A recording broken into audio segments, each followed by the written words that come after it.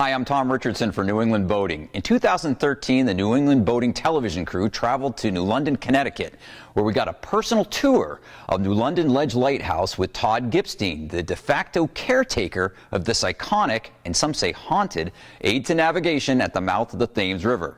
Here's what we found. Built in 1909, Ledge Light is just a short boat ride from downtown New London. However, getting onto the lighthouse's concrete slab base can be a bit of a challenge, especially if there's a stiff breeze. Once we made it safely onto the base, Parker, Gipstein, and the camera crew climbed the metal stairway to the lighthouse entrance, where Gipstein unlocked the door to a world of maritime lore. Well, we made it. I can't believe we're actually out here at Ledge Light. We're on Ledge Light. I've always been curious about this place, and we're here. Thanks, Todd. You're very welcome. Best view in town from Ledge Light. I would say. Absolutely. We're out here at the mouth of the Thames River, at the end of Long Island Sound here, and we're surrounded by, you know, you can see more lighthouses from the harbor light than anywhere on the planet, and this is one of the ones you can see is Ledge Light. Oh, man, this is really cool. Well, let's go inside and check out what's inside the lighthouse. Oh, come on in. Sounds good. Well, this mural was done by the last group of keepers who was stationed here in 1987, and one of them wrote the last night he was here, "Rock of slow torture, Ernie's domain," he's the ghost. "Hell on earth, may New London's Ledge Light shine on forever, because I'm through. I'll watch it from afar while drinking a brew." I didn't see that enough. So it's romantic, I guess, until you're here for, you know, a year and you hear the horn all the time. And you go insane. You go insane. And this was a brand new exhibit this year that shows how they built Ledge Light. That's what we're speculating about. That's what we couldn't figure out. You had lunch at Scott's? Yeah. Well, they're his descendants. That's Captain Scott. That's Captain Scott. And there was actually a shipwreck out here while they were building the light. But you can see here's the pier you walked around just coming out of the water in the early construction phases here. And you can see in the different phases. I mean, basically, you're punching a hole in the sea and trying to fill it in and build a big building inside. So they basically constructed a big metal caisson, and floated it out, sunk it down, and they filled it up with 3,500 barrels of cement, which they sunk into 28 feet of water, which was the bin that they built. And over here is a really neat new exhibit. This keeper, Rick Bonato, who was here in 58 and 59, got in touch with us. He lives in California, and said he'd love to come visit.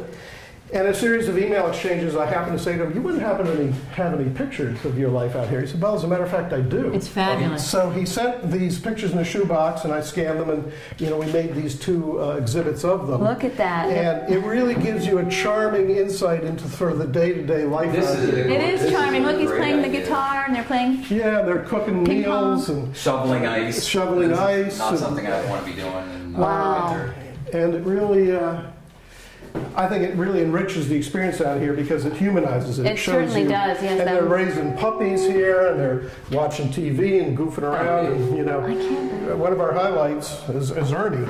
And he is the ghost who is sent to haunt Ledge Light, who is said a keeper who found out that his wife had run off with a captain of a boat, so he jumped off the roof and killed himself, allegedly. So he's such a popular... Did he look kind of like that? Or well, there was no Ernie. Someone said if my husband looked that ugly, I'd run off with a ship's captain too.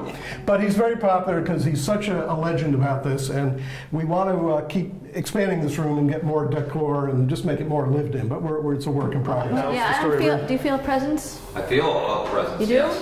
Yes, I do. I feel it. It's Eddie. Or Ernie. Or Ernie, actually. Maybe no, you know what? I felt Eddie. I'm sorry. Well, whatever ghost works for you. Now, you can go up to the light if you like. We got to do it. Okay, let's go. How can we not? You can't come out to the just watch your head. Lighthouse without going to the light room. Here we go. It's interesting. All this structure, all this base, all this work that they put in, and it all comes down to ultimately it was a little flame up here, a little kerosene lamp, and now this. You think of the tons of structure to get this light 58 feet up above the water. Well, this light was originally, would have just been like a kerosene lamp, a little flame, and then over the years it was replaced, and eventually with an electric light that they just have a big switch they would turn on. And it was run for many years, and we can see in the basement, by basically a clockwork mechanism, which they would wind up every 3 or 4 hours, and the weights would descend through the column that goes all the way to the basement, and that would turn a series of gears that would turn the light. And that's how it was run for many years. And then eventually, of course, it was all electrified and replaced with these kind of... When was it automated? 1987. Now everything is done by the New London Ledge Lighthouse Foundation. We're all just volunteers. We're not working for the Coast Guard. We're not working for the Lighthouse Board or Service. So everything that's done out here, except for maintaining the light itself, which is still the Coast Guard's responsibility, is all done by volunteers.